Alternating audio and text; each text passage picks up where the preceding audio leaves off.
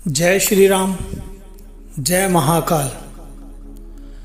ध्यान में कैसे जाएं, ध्यान में कैसे उतरें, मेडिटेशन कैसे करें, योग कैसे करें, आज इसी के विषय में मैं बताने की कोशिश करूंगा। ध्यान पूर्वक इस वीडियो को सुनना और देखना। ध्यान, सभी संत महात्मा बताते हैं कि ध्यान करो, मेडिटेशन करो, ध्यान की गहराइयों में उतरो। अब ये ध्यान करना कैसे है, किस तरीके से ये ध्यान को करना है हमें, इसी के विषय में मैं आपको बता रहा हूं। अगर कोई भाई बहन हमारे चैनल पे नए हैं तो चैनल को सब्सक्राइब कर लेना, लाइक कर देना एवं शेयर कर देना। ध्यान आप अलग अलग तरीकों से कर सकते हो, ठीक है। बोला जाए तो अलग अलग तरीके बताए गए हैं संतों के जरिए, महात्माओं के जरिए, गुरुओं के जरिए, कि ध्यान एक आसन पे बैठ करके, कमर को सीधी करके, चौकड़ी मार करके और अपने आज्ञा चक्र पे देखना, ध्यान करना। आज बहुत ही सरलता से मैं आपको बताने की कोशिश कर रहा हूं। ध्यान से सुनते रहना, समझ में आएगा आपको ध्यान कैसे करना है। और अगर भैया के बताए गए जरिए आप ध्यान करोगे ना तो जरूर आपको सफलता मिलेगी, आप ध्यान की गहराइयों में भी उतरोगे।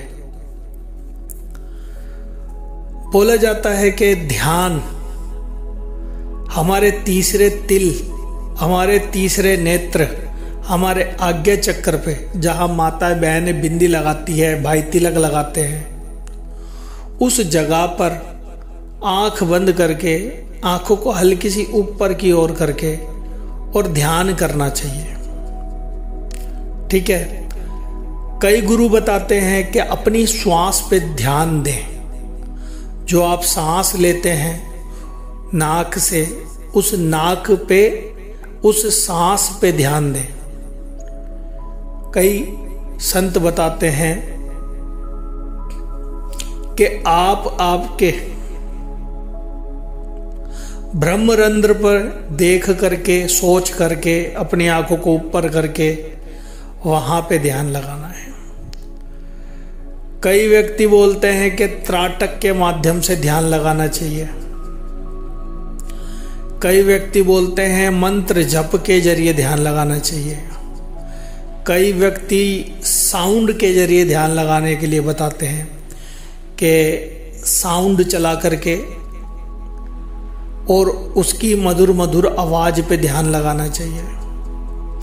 कोई कैसे बताता है, कोई कैसे बताता है। कोई बोलता है कि प्रभु की मूर्त को देखते हुए ध्यान लगाओ, ठीक है।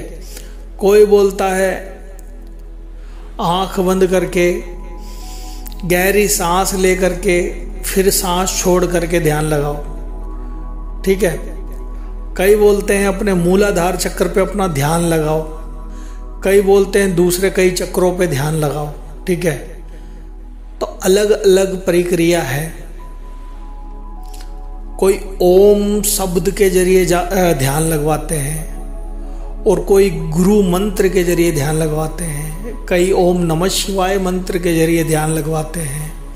कई राम के नाम के जरिए ध्यान लगवाते हैं। तो अलग अलग प्रकार से ध्यान लगवाया जाता है, ठीक है। जो भैया आपको आज बताने जा रहे हैं बिल्कुल सरलता से, उस ध्यान से आपको कुछ मालूम चलेगा, ठीक है, महसूस होगा।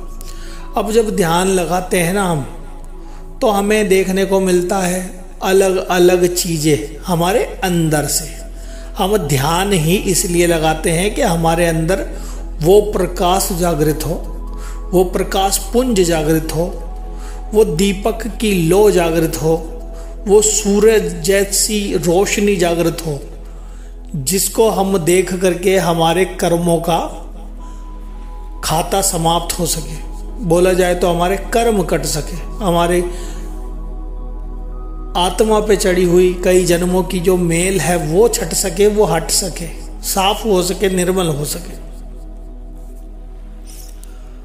अब ध्यान लगाना कैसे है, इस पे ज़्यादा फोकस करते हैं। ठीक है, हर गुरु अपने अपने अलग तरीके से बताते हैं। ठीक है, कोई बोलते हैं घेरा लगा करके बैठो।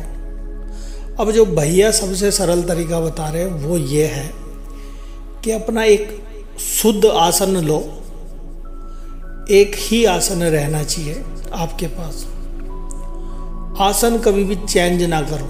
ठीक है, एक आसन लेकर के बैठो, पूरब की ओर, दिशा की ओर मुख करके आपको बैठना है, जहाँ से सूरज उदय होता है।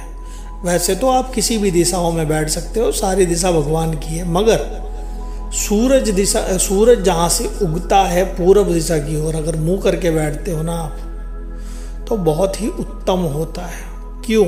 आपके जीवन में आप अपना प्रकाश लेकर के आ रहे हो, एक प्रकाश पुंज लेकर के आ रहे हो। ठीक है, तो इसलिए आप अपने शरीर के अंदर सूर्य उदय कर रहे हो, अस्त नहीं कर रहे। ठीक है, तो आप पूरब की दिशा की ओर मुख करके बैठेंगे। 5 बार पहले सांस लेंगे, सांस छोड़ेंगे, सांस लेंगे, सांस छोड़ेंगे। इस तरीके से 5 बार करेंगे, मतलब कि थोड़ी गहरी सांस लेंगे और फिर गहरी सांस छोड़ेंगे। ठीक है, इसी तरीके से 5 बार करेंगे। अपने आसन पे चौकड़ी मार के बिल्कुल सरलता से बैठोगे, सहजता से बैठोगे।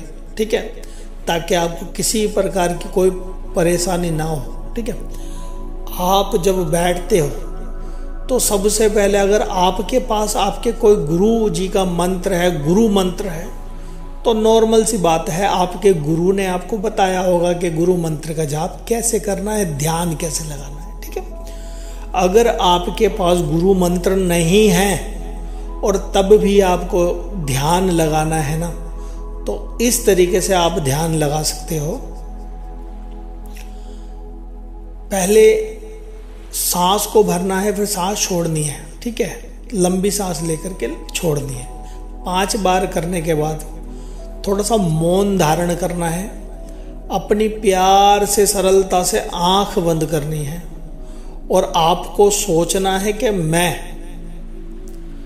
प्रभु के चरणों में बैठा हुआ हूं। ठीक है, आपको आपके अंदर एक ऐसी आकृति बनानी है, वहां सोचना है कि मैं आपके जो भी इष्ट देवता है, चाहे हनुमान जी है, भोले बाबा है, शेरों वाली माता है, कालका माता है, भैरव बाबा है, आपको ऐसा ध्यान, ऐसा सोचना है कि आपने आंख बंद कर लिया और आप भोले बाबा के, हनुमान जी के चरणों में बैठे हुए हैं और आप वहाँ पर चौकड़ी मार करके बैठे हैं और आप उस भगवान को निहार रहे हैं। ठीक है, अब आपको कौन से मंत्र का उच्चारण करना है?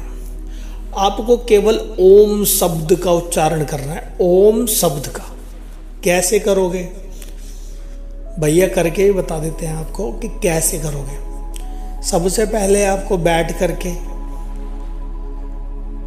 गणपति महाराज का ध्यान कर लेना, 2-3 मिनट आंख बंद करके गणपति महाराज को नमस्कार कर लेना। ठीक है, उसके बाद धरती माता, आकाश पिता को नमस्कार कर लेना। फिर आप अपने अगर गुरुदेव हैं तो गुरुदेव को याद कर लेना, माता पिता को याद कर लेना। ठीक है, अब आपको किस तरीके से ओम का उच्चारण करना है? आपको बोलना है